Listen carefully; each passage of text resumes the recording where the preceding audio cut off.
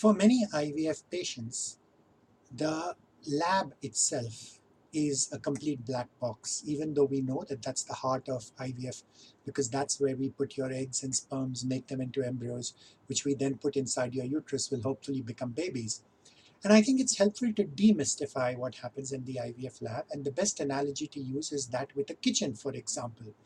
This might sound a little surprising, but really what you do is that you use the right raw materials, which in this case is good quality eggs, good quality sperms, put them along with the right ingredients, which in this case would be the culture medium, cook them together. Of course, we don't need a flame, we use an incubator, and then make good embryos.